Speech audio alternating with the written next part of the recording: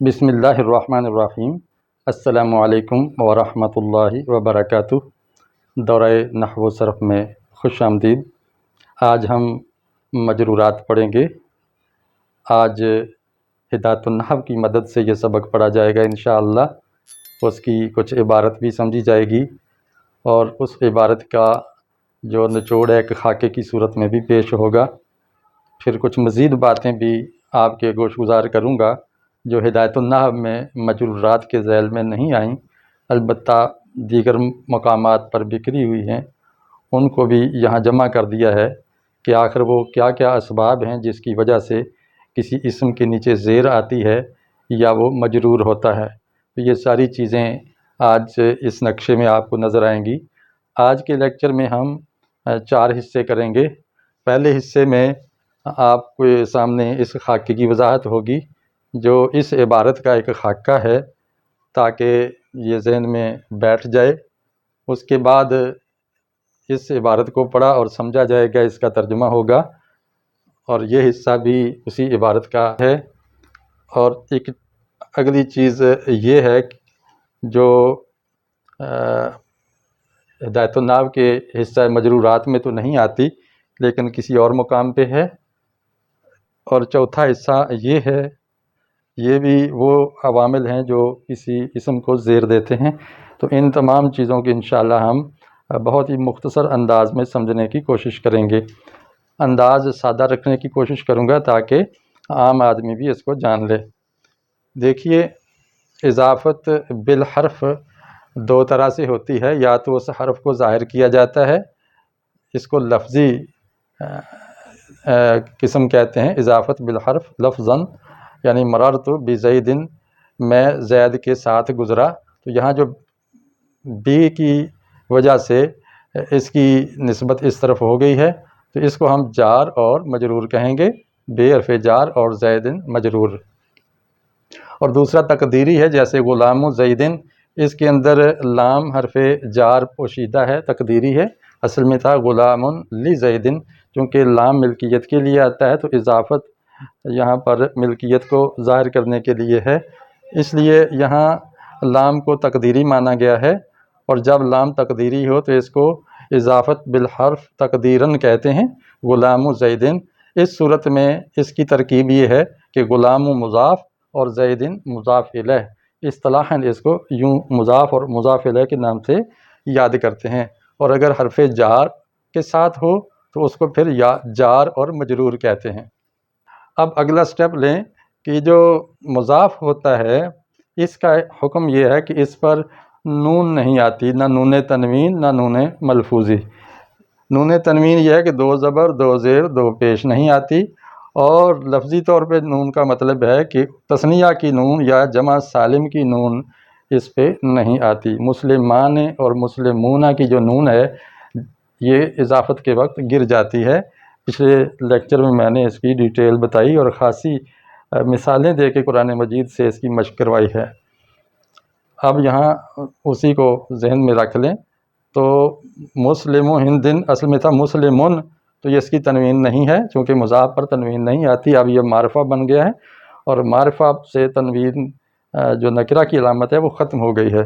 تو مسلم ہندن، ہند کا مسلمان، مسلمہ ہندن، مسلمانے سے نون گر گئی تو مسلمہ ہندن ہو گیا، مسلمون ہندن سے نون گر گئی تو مسلمو ہندن ہو گیا، ہند کے مسلمان۔ ہدایت النحو میں خاص بات نہیں لکھی کہ مضاف پر نہیں آتا، جیسے تنوین نہیں آتی اسی طرح مضاف پر بھی نہیں آتا، کیونکہ اب یہ مضاف ہونے کی وجہ سے معرفہ بن گیا ہے، اب اس کو کی ضرورت نہیں رہی ہے۔ پھر اضافت کی قسمیں ہیں، ایک معنوی ہے اور ایک لفظی ہے۔ لفظی اضافت یہ ہے کہ جو مضاف ہے وہ صفت ہو، جیسے ضارب زیدن حسن الوجہ، تو یہ لفظی طور پر اس کو مرکب اضافی کی شکل میں لکھا گیا ہے، وگرنہ یہ مضاف اور مضاف الیہ نہیں ہے، اس کے اندر کوئی رشتہ نہیں ہے، کوئی تعلق نہیں ہے، کوئی ایسا ملکیت کا کوئی عارضی یا مستقل تعلق نہیں ہے، صرف اس میں صفت کو اسم کی طرف مضاف کر دیا گیا ہے۔ اس کا فائدہ صرف یہ ہے کہ تخفیف ہو، ذرا کچھ لفظ کم بیان کر کے ایک بہترین انداز میں صفت کسی کی بیان کر دی جائے۔ حسن الوجہ، بہترین چہرے والا، ضارب و زید، زید کو مارنے والا، تو اصل میں یہ ہونا چاہیے ہوتا ہے نا کہ الذی ضرب زیدن، جس نے زید کو مارا، تو اب اتنا لمبا جملہ کرنے کی بجائے اس کا مخفف کر دیا ضارب و زیدن۔ دوسری جو قسم ہے اضافت کی وہ معنوی ہے۔ معنوی یہ ہے کہ مضاف صفت نہ ہو۔ اب دیکھیں غلام، صلاۃ، خاتم یہ صفت نہیں ہے، جبکہ ضارب اور حسن یہ صفت تھے، اس میں صفت تھے۔ اب یہاں جب معنوی اضافت کریں گے جیسے غلام زیدن، تو اس وقت کیا ہوگا کہ یہ لام کا مفہوم رکھے گی، یعنی غلام لی زیدن، جیسے میں نے اوپر بتایا کہ اس کی تقریر یہ ہے کہ یہ اس کے اندر لام کا مفہوم آ رہا ہے، یعنی زید کے لیے غلام، یعنی زید کا غلام۔ اور کبھی فی کے معنی دیتا ہے، جیسے صلاۃ اللیل، رات میں نماز، رات کے پہر میں، رات کے وقت میں نماز، یہاں جو اضافت ہے وہ فی کا مفہوم رکھ رہی ہے، فی کی تقدیر ہے، اس میں فی اس کے اندر مقدر ہے۔ خاتم فضۃ، یہ بھی مضاف اور مضاف الیہ ہے، یہ صفت نہیں ہے، یہ جو اسم ذات ہے دوسری کی طرف مضاف ہے، تو اس کے اندر من تقدیری ہے۔ اصل میں تھا خاتم من فضۃ، یعنی چاندی سے بنی ہوئی انگوٹھی، تو اس کے اندر من کا مفہوم موجود ہے۔ گویا جب ہم غیر صفت کو مضاف کریں تو اس کے اندر 3 حروف میں سے کوئی ایک حرف مقدر ہوتا ہے، یا لام یا فی یا من ہوتا ہے۔ اس کا فائدہ کیا ہے اس اضافت کا، کہ جب یہ معرفہ کی طرف مضاف ہوتا ہے، اس میں غیر صفت معرفہ کی طرف مضاف ہو تو اس میں بھی عرف پیدا ہو جاتا ہے، وہ بھی معرفہ بن جاتا ہے، تعریف کے لیے اس کو معرفہ بنانے کے لیے کرتے ہیں۔ لیکن یہ معرفہ تب بنتا ہے جب معرفہ کی طرف مضاف کریں۔ آپ جانتے ہیں معرفہ 5 ہے نا، ایک معرف باللام ہے معرفہ، ایک اس میں علم ہے، ایک ضمیر ہے، اشارہ ہے، اس میں موصولہ ہے۔ ان کی طرف جب ہم کسی اسم کو مضاف کریں گے تو وہ بھی معرفہ بن جائے گا، اور اگر یہ نکرہ کی طرف مضاف ہو تو اس میں تخصیص پیدا ہو جاتی ہے، اور خاص اسم کو بھی معرفہ ہی کہتے ہیں، یہ بھی معرفہ کی ایک دوسری قسم ہے۔ اب ہم اس عبارت کو پڑھیں تو آپ کو سمجھ آئے گی، جو ہدایت النحو کی عبارت ہے، المقصد الثالث فی المجرورات، یہ تیسرا باب ہے، 3 مقاصد ہیں پہلے حصے کے ہدایت النحو میں، ایک مرفوعات، دوسرا منصوبات، اور تیسرا مجرورات۔ تو یہ مجرورات ہے، فی المجرورات کیا فرماتے ہیں؟ الاسماء المجرورۃ ہی المضاف الیہ، جو اسماء مجرورہ ہیں وہ صرف مضاف الیہ ہے، فقط صرف، وہو کل اسم نصب الیہ شیء، مضاف الیہ کسے کہتے ہیں؟ ہر وہ چیز جس کی طرف کوئی چیز منسوب کی جائے اس کو مضاف الیہ کہتے ہیں۔ بواسطۃ الحرف لفظاً، اب یہ منسوب ہوگی یا تو حرف کے واسطے سے، لفظی طور پر یعنی حرف اس میں آئے گا، جیسے مررت بزیدن، تو یہاں پر بے کے ساتھ ہم نے اس کی نسبت اس کی طرف کر دی ہے، یا پھر تقدیراً ہوگا، تو جب یہ حرف کے ساتھ نسبت ہوگی اسم کی، یعبر عن هذا الترکیب فی الاصطلاح بأنه جار و مجرور، تو اس ترکیب میں اصطلاحاً اس کو جار یا مجرور کہتے ہیں، جیسے میں نے ابھی یہاں بتایا۔ دوسری صورت ہے تقدیراً، نحو غلام زید، جیسے زید کا غلام، تقدیرہ غلام لزید، اس کی تقدیر کیا ہے؟ زید کے لیے غلام۔ ویعبر عنہ فی الاصطلاح بأنہ مضاف و مضاف الیہ، اور تعبیر کیا جاتا ہے اس کو، یعنی بیان کیا جاتا ہے علم النحو کی اصطلاح میں کہ وہ مضاف ہے اور دوسرا مضاف الیہ ہے، جیسے میں نے یہاں ذکر کیا۔ وَيَجِبُ تَجْرِيدُ الْمُضَافِ عَنِ التَّنْوِينِ أَوْ مَا يَقُومُ مَقَامَهُ، واجب ہے کہ مضاف کو خالی کیا جائے تنوین سے، یعنی یہاں تنوین تھی تو وہ ختم ہو جائے گی، او ما یقوم مقامہ، یا اس کی تنوین کی جگہ پر جو کوئی حرف آ جائے، جیسے وہو نون التثنیہ والجمع، وہ نون تثنیہ ہے تنوین کی جگہ پہ آتا، یا نون جمع ہے سالم کا جو تنوین کی جگہ آتا ہے تو وہ اس سے مضاف مجرد ہو جائے گا، خالی ہو جائے گا، وہ اس پہ نہیں رہے گا۔ نحو مسلم ہندن و مسلمہ ہندن و مسلمو ہندن، میں نے یہاں مثالیں تھوڑی چینج کر دی ہیں۔ اس میں تھا کہ غلام زیدن، غلاما زیدن اور مسلمو مصرن، تو یہاں میں نے تھوڑی تبدیلی کر کے یہ مثال ذکر کر دی ہے۔ وَعْلَمْ أَنَّ الْإِضَافَةَ عَلَى قِسْمَيْن، اور یاد رکھو، جان لو کہ اضافت کی دو اقسام ہیں، معنویۃ و لفظیہ، ایک معنوی ہے اور دوسری لفظی ہے۔ اما المعنویۃ وہی ان یکون الاضافہ غیر صفہ، معنوی یہ ہے کہ اضافت غیر صفت ہو، یعنی مضاف جو ہے وہ صفت نہ، اس میں صفت نہ ہو، مضافتاً الی معمولہا، جو کہ اپنے معمول کی طرف مضاف ہو، تو وہ نہ ہو۔ وہی اما بمعنی اللام، اب جب غیر صفت مضاف ہوگا کوئی اسم تو یا تو وہ لام کا مفہوم دے گا، لام کا معنی دے گا، نحو غلام زیدن، جیسے غلام زیدن ہے تو اس کی تقدیر کیا ہے، تقدیرہ غلام لزیدن۔ او بمعنی من، یا یہ من کا معنی دے گا، نحو خاتم فضہ، چاندی کی انگوٹھی، تقدیرہ خاتم من فضہ، چاندی سے بنی ہوئی انگوٹھی۔ او بمعنی فی، یا وہ فی کے معنی میں ہوگا، نحو صلاۃ اللیل، رات کی نماز، تقدیرہ صلاۃ فی اللیل، یعنی رات کی گھڑیوں میں نماز۔ اور فائدہ تو هذه الاضافہ، اب اس اضافت کا فائدہ کیا ہے؟ تعریف المضاف ان اضیف الی المعرفۃ، مضاف کو معرفہ بنانا یہ ایک فائدہ ہے اگر اس کو معرفہ کی طرف مضاف کیا جائے۔ او تخصیصہ، یا اس نکرہ کو خاص کرنا ہے، ان اضیف الی النکرۃ، اگر وہ نکرہ ہی کی طرف مضاف ہو، نحو غلام رجل، جیسے ایک آدمی کا غلام، اب یہ معرفہ تو نہیں ہوا لیکن ایک خصوصیت اس کے اندر پیدا ہو گئی ہے کہ وہ عورت کا نہیں ہے بلکہ مرد کا غلام ہے۔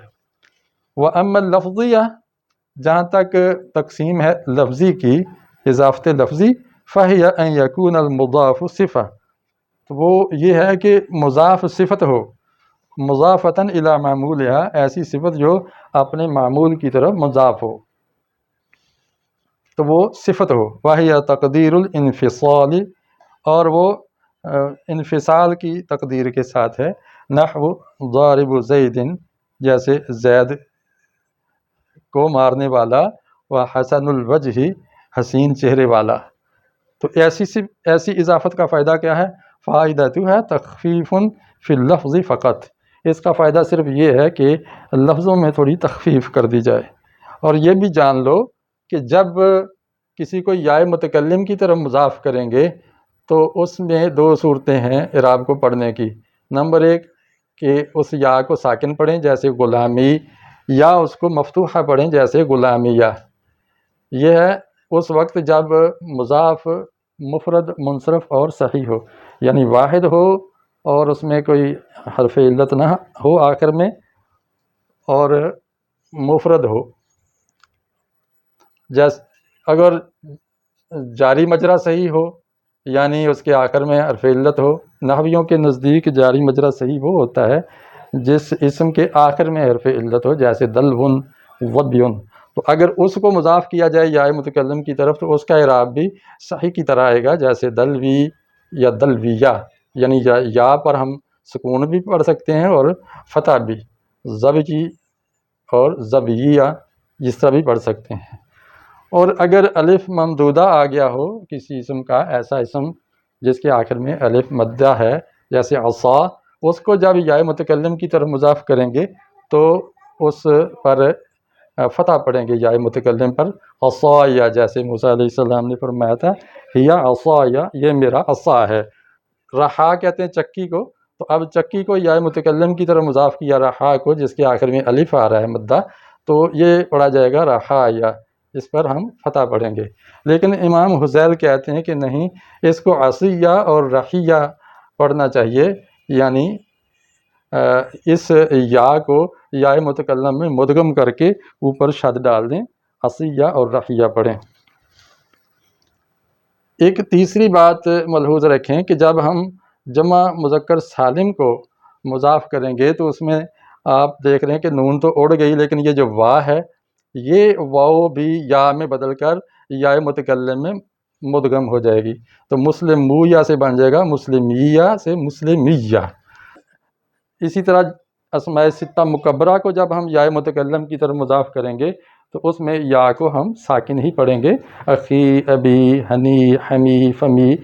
ہاں جو زو یا زو ہے یہ چونکہ یا متکلم کی طرف یا کسی بھی ضمیر کی طرف مضاف نہیں ہوتا، اس لیے اس پر یہ حکم لاگو نہیں ہوگا۔ اب تیسرا سٹیپ ہم لے لیں، وہ یہ ہے کہ جہاں تو ہم نے پڑھا کہ مضاف کا کیا حکم ہے اور ہم کسی اسم کو مضاف کرتے کیوں ہیں، اور کس کی طرف اضافت ہو تو اس کے اندر کیا تعریف، تخصیص یا تخفیف کا فائدہ حاصل ہوتا ہے، تعریف، تخصیص یا تخفیف۔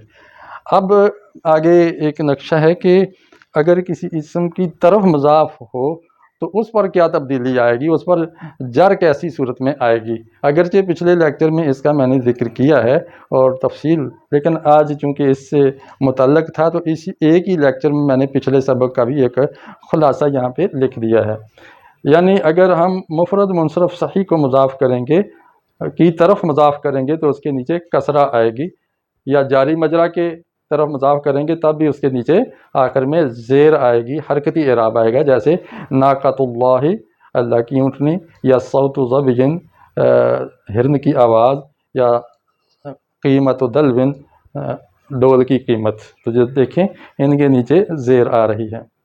اگر جمع مکسر کی طرف ہم مضاف کریں، یعنی مضاف الیہ اگر جمع مکسر ہو تو اس کا اعراب بھی واحد کی طرح آئے گا، جیسے قرۃ اعین، حدیث الجنود، یہ زیر آ رہی ہے اور یہاں بھی کسرہ آ رہا ہے۔ اور اگر مضاف الیہ غیر منصرف ہو تو آپ جانتے ہیں کہ غیر منصرف پر کسرہ نہیں آتی، جب کسرہ آنی ہو تو اس وقت بھی اس پر فتح آتا ہے، یعنی وہ مجرور بالفتح ہوتا ہے، جیسے امرأۃ عمران، عمران کی بیوی، قوم فرعون، فرعونی قوم۔ یہاں عمرانی یا فرعونی نہیں آیا چونکہ عمران اور فرعون غیر منصرف ہیں، یہ دونوں عجمی لفظ ہیں، اور عجمی لفظ جو علم ہوتے ہیں ان پر کسرہ نہیں آیا کرتا۔ اور اگر مضاف الیہ جمع مؤنث سالم ہو تو اس کا اعراب بھی حرکتی ہوتا ہے، اس میں کیا ہوگا کہ اس کے نیچے کسرہ آ سکتا ہے، جیسے خزائن السماوات یا شر النفاثات۔ اب یہاں دیکھیں کہ نفاثات کے نیچے بھی آخر پہ کسرہ آ رہا ہے، سماوات کے نیچے بھی کسرہ آ رہا ہے، تو یہ مجرور بالکسرہ ہے۔ اور اگر مضاف الیہ جمع مذکر سالم ہو تو پھر کیا ہوگا، پھر اس کی نون تو نہیں گرے گی جیسے ہم نے مضاف بناتے ہوئے نون گرائی تھی، البتہ اس کی جو واو ہے وہ یا میں تبدیل ہو جائے گی اور اس کے پیچھے کسرہ آ جائے گا، جیسے رب العالمون سے رب العالمین بن گیا، اور اسفل سافلون سے اسفل سافلین بن گیا ہے، واو یا میں بدل گئی اور یا کے موافق پیچھے ضمہ کو کسرہ میں تبدیل کر دیا گیا ہے۔ اور اگر مضاف الیہ تثنیہ ہو تو پھر کیا ہوگا، جیسے جمع سالم کی واو یا میں بدلی ہے، اسی طرح تثنیہ کی الف جو ہے الف تثنیہ وہ یا میں تبدیل ہو جائے گی۔ عبدان سے عبدین بن گیا، تحت عبدینی، دو بندوں کے ماتحت، یا فوق اثنتین، دو کے اوپر یا دو سے اوپر۔ یہاں دیکھیں کہ اثنتان سے اثنتین بن گیا، عبدان سے عبدین بن گیا۔ اور اگر مضاف الیہ ضمیر ہو، ظاہر ہے جب وہ ضمیر مضاف الیہ کے طور پہ آئے گی تو وہ متصل ہی ہوگی، تو اس پر کوئی اثر نہیں پڑے گا۔ مرکب اضافی میں جو ضمیر ہے ویسے بھی ضمیر مبنی ہی ہوتی ہے، تو یہاں ضمیر مجرور تو ہوگی لیکن اس پر کوئی کسرہ نہیں ہوگا، یعنی محلاً وہ مجرور ہے، جیسے ربہ عبدک تحتکی، اس کا رب تیرا بندہ، تحتکی تیرے نیچے، رسولنا ہمارا رسول، اعمالہم ان کے اعمال۔ اس میں دیکھیں کہ ضمیر کی صحت پر کوئی اثر نہیں پڑا۔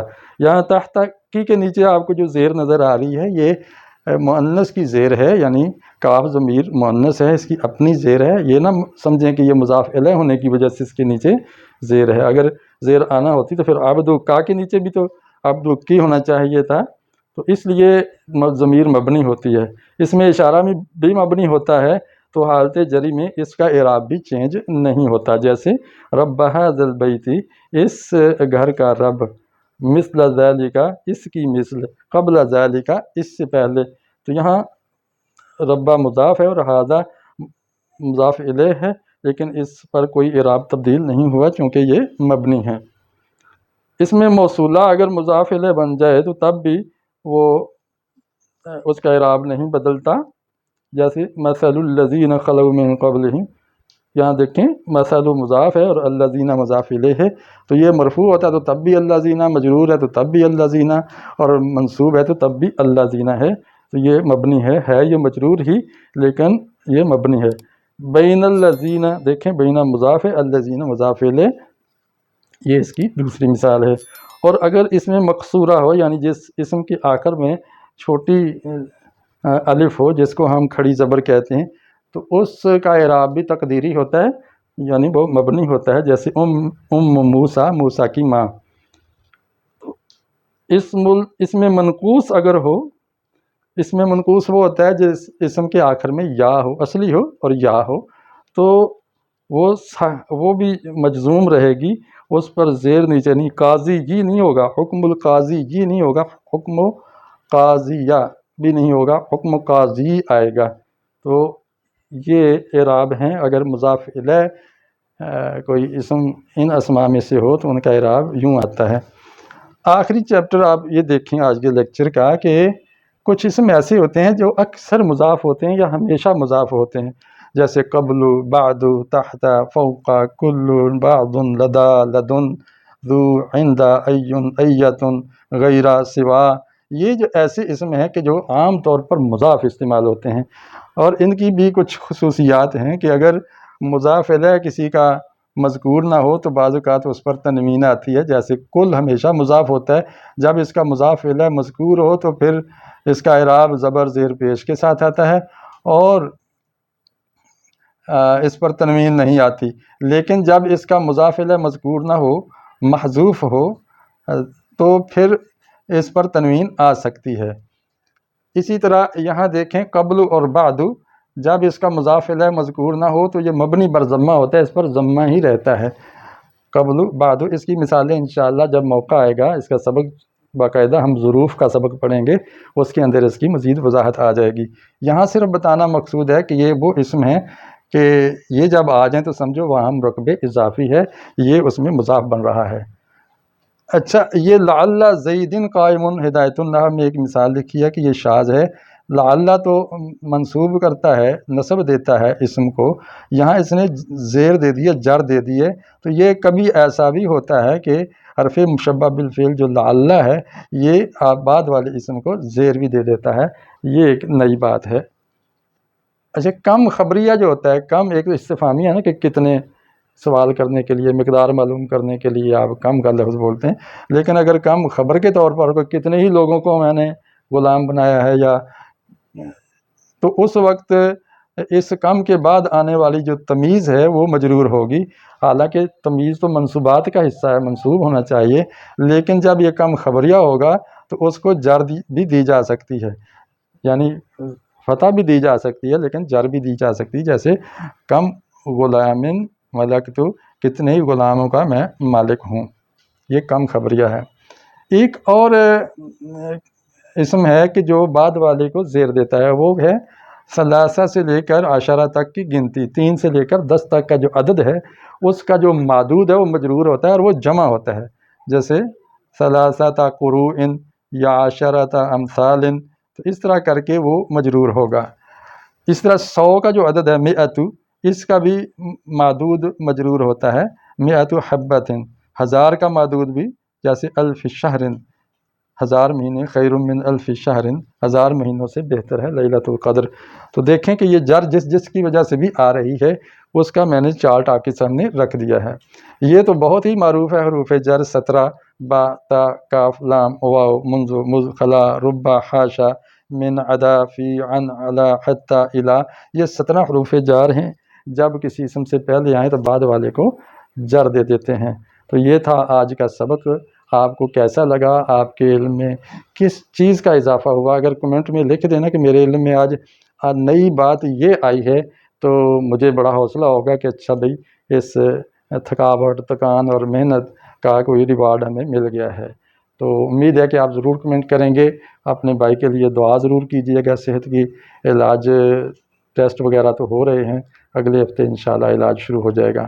اللہ تعالیٰ میرے اور آپ کے لیے آسانیاں پیدا فرمائے اور اس کو ہم تاکہ جاری رکھ سکیں۔ السلام علیکم ورحمۃ اللہ وبرکاتہ۔